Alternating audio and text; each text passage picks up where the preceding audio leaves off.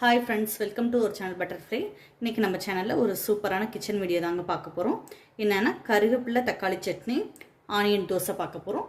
சிறுதானிய தோசை, அதில் ஆனியன் போட்டு நம்ம பண்ண போகிறோம். இது எல்லாருக்குமே தெரிஞ்சதுன்னு நினைப்பீங்க. தெரியாதவங்களுக்கு அந்த வீடியோ பிரயோஜனமாக இருக்கும். வாங்க நம்ம வீடியோக்குள்ளே போகலாம். இப்போ அதுக்கு தேவையான திங்ஸ் என்னன்றதை முதல்ல பார்த்துக்கலாம். தக்காளி சட்னி, கருவேப்பிலை தக்காளி சட்னிக்கு நான் என்னென்ன எடுத்திருக்கேன்னா, கருவேப்பிலை ஒரு கை நல்லா அலசிட்டு எடுத்து வச்சுருக்கேன். தக்காளி 4 எடுத்திருக்கேன். ஒரு பெரிய வெங்காயம் எடுத்திருக்கேன். வெள்ளைப்பூடு ஒரு 6 வெள்ளைப்பூடு எடுத்திருக்கேன். சின்ன அளவு பிஞ்சளவு இஞ்சி எடுத்திருக்கேன். உப்பு தேவையான அளவு எடுத்திருக்கேன். ஒரு பட்டை மிளகா, 2 பச்சை மிளகா எடுத்திருக்கேன். இதுதான் நம்மளோட கருவேப்பிலை தக்காளி சட்னிக்கு தேவையான திங்ஸு. இது பார்த்திங்கன்னா, நான் ஆனியன் தோசைக்காக ஒரு பெரிய வெங்காயம் நல்லா குட்டி குட்டியாக கட் பண்ணி வச்சுருக்கேன். சிறுதானிய தோசை மாவு எடுத்து வச்சுருக்கேன். இப்போ நம்ம எப்படி முதல்ல சட்னிக்கு வதக்கலான்றதை பார்க்கலாம். இப்போ பார்த்திங்கன்னா, நான் ஒரு கடாயில் கொஞ்சம் எண்ணெய் ஊற்றிட்டேன். எண்ணெய் நல்லா காயட்டும். அடுப்பை ஆன் பண்ணிட்டேன். உங்களுக்கு வெறும் தக்காளி சட்னி நம்ம நிறைய அரைப்போம். இந்த மாதிரி கருவேப்பிலையோடு நீங்கள் சேர்த்து அரைக்கும் போது ஹெல்த்துக்குமே ரொம்ப நல்லது. இப்போ ஹேர் ஃபால் இருக்கவங்கெல்லாம் இந்த மாதிரி நீங்கள் அடிக்கடி இந்த சட்னி செஞ்சு சாப்பிடும் போது உங்களுடைய ஹேர் ஃபால் முதல்ல கண்ட்ரோல் ஆகும். அப்புறம் ஹேர் க்ரோத் இருக்கும். அதனால் இது ரொம்ப நமக்கு ஹெல்த்தியான ஒரு சட்னியாக இருக்கும். இப்போ எண்ணெய் ஓரளவுக்கு காஞ்சிருச்சு. நம்ம இந்த வெள்ளைப்பூடுகளை இதில் போட்டுடலாம். போட்டுட்டு ரொம்ப நேரம் வதக்கணுன்றது இல்லை. லைட்டாக இதை அந்த எண்ணெய் ஹீட் ஆகிற வரைக்கும் கொஞ்சம் பிரட்டி கொடுத்துட்டு இப்போ நம்ம ஆனியன் சேர்த்துக்கிற போகிறோம். இஞ்சியுமே இப்போ சேர்த்துட்டு கூட ஆனியன் சேர்த்துக்கலாம். அதில் இருக்க அந்த நீர் சத்து சீக்கிரம் நம்ம முதல்ல இதை சேர்க்குறனால அப்படியே எடுத்துரும். அதனால் உங்களுக்கு நல்லா குக்காயிரும் இந்த வெள்ளைப்பூடும் இஞ்சியும். இதே இது நம்ம அரைச்சி வெள்ளைப்பூடு போடும்போது முதல்ல போடக்கூடாது, ஏன்னா கருகிரும். இந்த மாதிரி நீங்கள் பண்ணும்போது முதல்ல வெள்ளைப்பூடை போட்டு லைட்டாக வதக்கிட்டு அப்புறம் நம்ம இஞ்சியும் போட்டுட்டு இப்போ நம்ம தேவையான வெங்காயத்தை நம்ம இதில் சேர்த்துக்கிற போகிறோம். நீங்கள் இதுக்கு பதிலாக சின்ன வெங்காயம் கூட எடுத்துக்கலாம், இன்னும் டேஸ்ட்டாக இருக்கும்.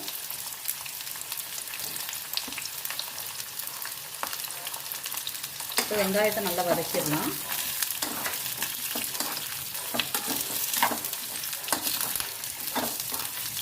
வெங்காயம் ஒரு பாதி அளவு நமக்கு குக்கானா போதும். அப்போ நம்ம தக்காளி சேர்த்துக்கிற போகிறோம்.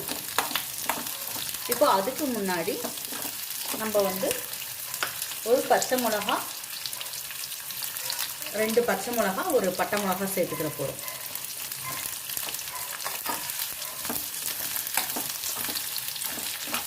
நல்லா இதில் நம்ம கிளறி கொடுத்துக்கலாம்.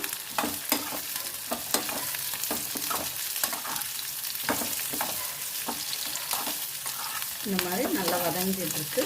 இப்போ ஓரளவுக்கு பாதி குக் ஆக ஆரம்பிச்சிருச்சு. இப்போ நம்ம என்ன செய்யலாம்னா தக்காளி போட்டுக்கலாம். தக்காளி ஒரு 4 தக்காளி நான் எடுத்துருக்கேன், கொஞ்சம் பெரிய தக்காளியாக. நம்ம அளவை பொறுத்து இதோட குவான்டிட்டியை நீங்கள் மாற்றிக்கலாம். நிறைய பேருக்கு வேணும்னா ஒரு 8 தக்காளி, 2 பெரிய வெங்காயம் எடுத்துக்கலாம். இப்போ இது நல்லா வதங்குறதுக்காக நம்ம இதிலேயே உப்பு சேர்த்துக்கலாம். அரைக்கும் போது பார்த்துட்டு பத்தாட்டி சேர்த்துக்கலாம்.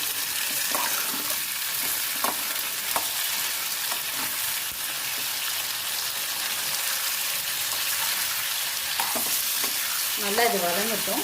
ஒரு 2 நிமிஷம் கழிச்சு நம்ம பார்க்கலாம். இப்போ பார்த்தீங்கன்னா ஒரு 2 நிமிஷத்துல இந்த அளவுக்கு நல்லா வதங்கிடுச்சு. இன்னுமே நம்ம ஒரு 2 நிமிஷம் விடலாம். இந்த தக்காளியில் நல்லா மசியலை வார அளவுக்கு நல்லா வதங்கணும். அப்போ தான் அதோட பச்சை வாசனை இருக்காது.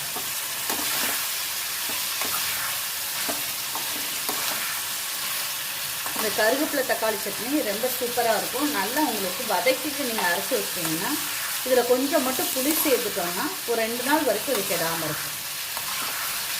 வதக்கிறது மட்டும் நம்ம அதோட தண்ணி எதுவும் இல்லாத மாதிரி நல்லா ட்ரையாக வதக்கி எடுத்துக்கணும். நீங்கள் ஒரு 2 நாள் வைக்க போகிறீங்கன்னா இந்த மாதிரி வதக்கி எடுத்துக்கலாம். இது நம்ம உடனே தான் அரைக்க போகிறோம். இந்த மாதிரி நம்ம கிளறி கொடுத்துட்டே இருக்கும்போது எல்லா பக்கமுமே ஈவனாக நல்லா வதங்கிடும். இல்லாட்டி ஒரு சில இடத்துல வதங்கி ஒரு சிலது வதங்காமல் இருக்கும். இப்போ இந்த ஸ்டேஜில் நம்ம கருவேப்பிலை சேர்த்துக்கலாம்.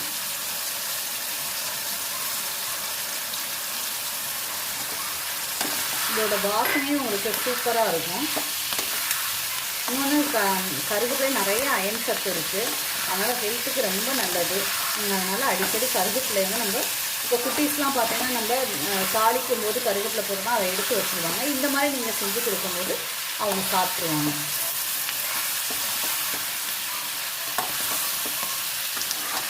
இந்த கருவேப்பிலைக்கு பதிலாக நீங்கள் தூதுவளை இலை போடலாம், வல்லாரக்கீரை போடலாம். இப்போ இதை ஒரு 2 நிமிஷம் கழிச்சு நம்ம பார்க்கலாம். இப்போ பார்த்தீங்கன்னா நல்லா தக்காளி வெங்காயம் எல்லாமே சூப்பராக வதங்கிருச்சு.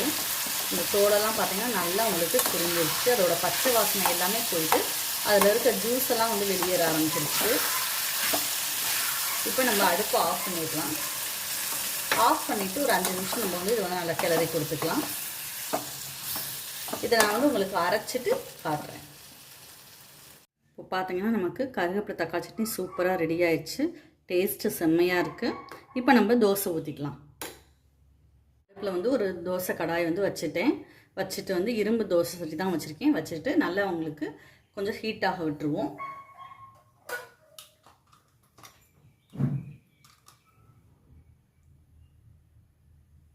பார்த்தீங்கன்னா தோசைகள் நல்லா காஞ்சிருச்சு. இப்போ நம்ம தோசை ஊற்றிக்கிற போகிறோம். தோசை மாவு வந்து இந்த மாதிரி நல்லா தண்ணியாக இருக்கிற மாதிரி கொஞ்சம் கரைச்சிக்கோங்க. நான் ஏற்கனவே எண்ணெய் கொஞ்சம் லைட்டாக தடவிட்டேன். இப்போ தோசை ஊற்றிக்கலாம்.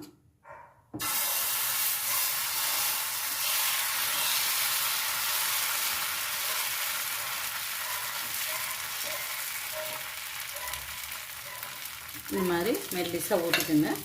இப்போ நம்ம இதில் தேவையான வெங்காயத்தை சேர்த்துக்கிற போகிறோம். இன்னும் பொடியாக வெங்காயம் கட் பண்ணால் நீங்கள் கட் பண்ணிக்கலாம். இப்போ வந்து நான் கொஞ்சம் ஆயில் ஸ்ப்ரே பண்ணிக்கிறேன்.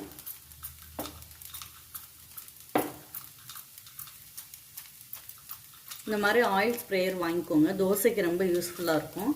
நீங்கள் தோசை விடும் போது கரெக்டான அளவில் கம்மியாகவும்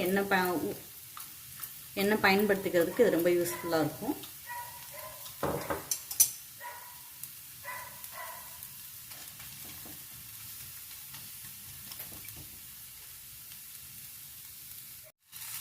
இப்போ பார்த்தீங்கன்னா சூப்பராக தோசை வெந்துருச்சு. இதை நம்ம திருப்பி போடுறதுனாலும் போட்டுக்கலாம், இல்லை அப்படியே மடிச்சுக்கிறதுனாலும் மடித்து எடுத்துக்கலாம். நான் மடித்து எடுத்துக்கிற போகிறேன்.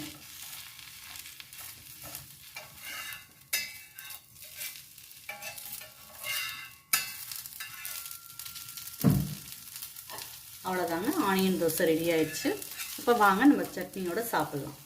இப்போது சூப்பரான ஆனியன் தோசையும் கருவேப்பிலை தக்காளி சட்னி ரெடி. வீட்டில் நீங்கள் எல்லாருமே இது மாதிரி ட்ரை பண்ணி பாருங்கள். நம்ம சேனலை இது வரைக்கும் சப்ஸ்கிரைப் பண்ணாட்டி சப்ஸ்கிரைப் பண்ணுங்கள். பக்கத்தில் இருக்க பெல் பட்டனை ப்ரெஸ் பண்ணுங்கள். அப்போ தான் நான் போடக்கூடிய ஒவ்வொரு வீடியோ உங்களுக்கு தொடர்ந்து வரும். இந்த டிஷ்ஷில் ஏதாவது உங்களுக்கு டவுட் இருந்தால் கமெண்ட்டில் கேளுங்க. தேங்க்யூ.